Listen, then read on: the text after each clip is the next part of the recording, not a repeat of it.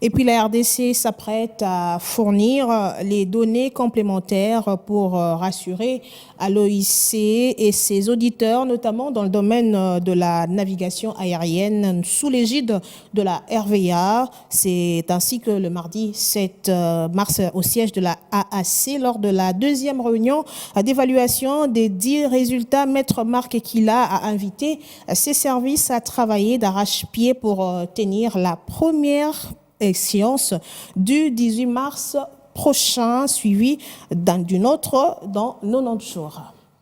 Le ministre intérimaire de Transport, Voies de communication et des désenclavements a institué une commission de travail pour l'amélioration des résultats préliminaires du dernier audit de l'OACI.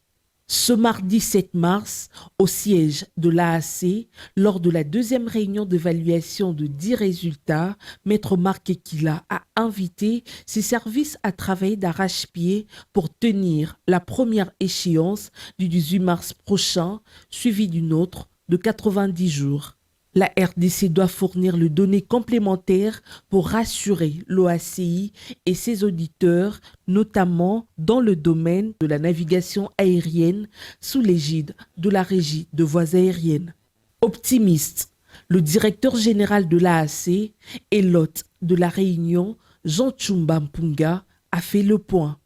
Nous évoluons dans la préparation de réponses à donner à l'OACI, de telle sorte qu'on puisse se conformer dans la mesure du possible par rapport aux exigences internationales. Ce qui est vrai, c'est que nous avons eu, lors de cet audit de février dernier, plus l'audit de septembre passé, un taux de mise en œuvre de 66%, qui fait de nous un pays plus ou moins modèle dans les domaines, parce que nous dépassons la moyenne africaine qui est autour de 56%, et nous approchons la moyenne internationale. Mais qu'à cela ne tienne, il y a des choses qui ne marchent pas chez nous, pour lesquelles l'OACI a fait des remarques. Nous en avons deux. Nous devons travailler pour lever ces préoccupations graves de sécurité qui risquent d'entacher les transports aériens congolais. Donc, son Excellence est venue pour voir comment nous sommes en train de préparer toutes ces échéances.